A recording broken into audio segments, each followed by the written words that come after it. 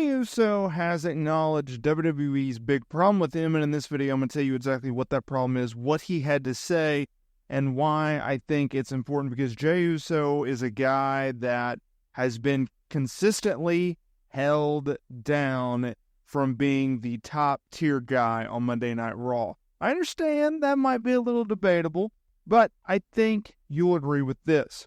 Here's the reason I say that. If you look at what Jey Uso has been able to do since really shifting into a single star in 2023, once he was basically kicked out of the bloodline because of his own actions, he kicked himself out of that group led by Roman Reigns. At the time, it had his brother Jimmy, it had Solo, right? The wise man, Paul Heyman. Oh, how the bloodline has changed so much since then. You just look just in the last few months how that group has changed. Roman Reigns, not in it. Jimmy, not in it. We have Solo Sikoa leading. We have the Tongas as the mercenaries, and we have Jacob Fatu as the absolute destroyer.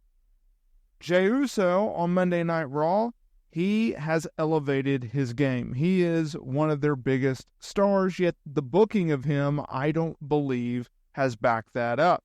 If you look at Jey Uso, what has this year brought us? Well, it's brought us two different things. One of which, yes, we did get the Jimmy Uso WrestleMania match. And yes, it did get sucked. It sucked. Jey Uso would be the first to tell you that match sucked, and it was due to time restrictions. He's also been in top-tier feuds with big names and big matches and big moments. But the one thing that remains the same when it comes to Jey Uso, this man falls short. He falls short every single time. This is something that the Usos' father, WWE Hall of Famer Rikishi, continues to be vocal about how the way WWE is booking his son, right? On his off-the-top podcast, Rikishi said that it struck a nerve with him that Jey didn't win Money in the Bank. He's also pushed for fans to rally behind Jey to get him a championship match. In recent weeks, Jey Uso, he's been in a romance angle with Rhea Ripley, something in which Rikishi is not a fan of and questioned why Jey Uso wasn't on the SummerSlam card.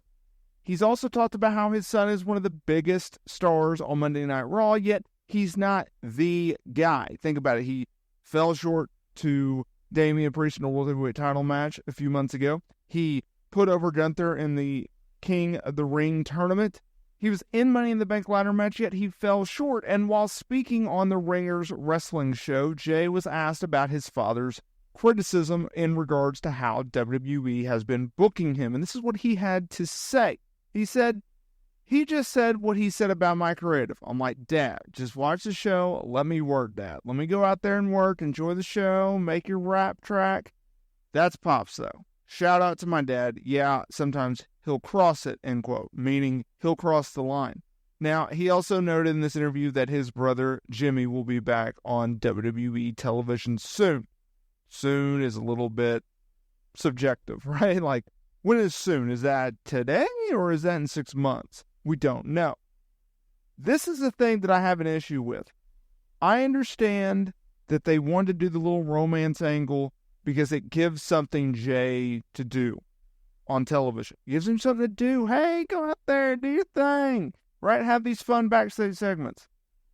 You need him, though, in a prominent role on television. Now, I pitched going into SummerSlam that I thought the perfect feud for Jey Uso coming out of SummerSlam and the perfect feud for Damian Priest coming out of SummerSlam, where I and everyone and their mother anticipated him dropping the World Heavyweight title to Gunther, which happened, by the way, that you would have Priest and Jey feud. I thought that would be perfect. But WWE, Paul, Triple H, Levesque, well, they decided, no, that's not going to work for us. And honestly, I think that was a little bit of a mistake. Now, instead, what we know is this. We know that Damian Priest is feuding with Finn Balor. Finn Balor obviously cost his former Judgment Day member the match, the championship in which he worked so hard year after year after year to obtain. Right? He won Money in the Bank. He cashed it in at WrestleMania 40 after Drew McIntyre had dethroned Seth Rollins as the World Heavyweight Champion.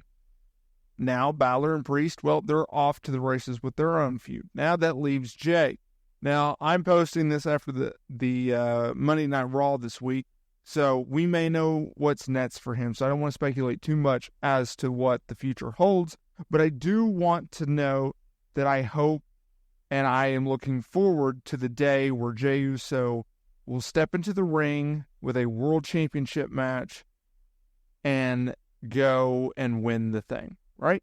I mean, think about this. The man hasn't even had the Intercontinental title or the U.S. title. Pick a title, and obviously they're not going to put the IC title on him anytime soon because, well, Braun Breaker just dethroned Sami Zayn as the IC champion, and they're not going to put the world title on him because Gunther just won the championship. And I think you agree with this, I don't anticipate Gunther losing said championship for quite some time, so that kind of leaves Jey in limbo.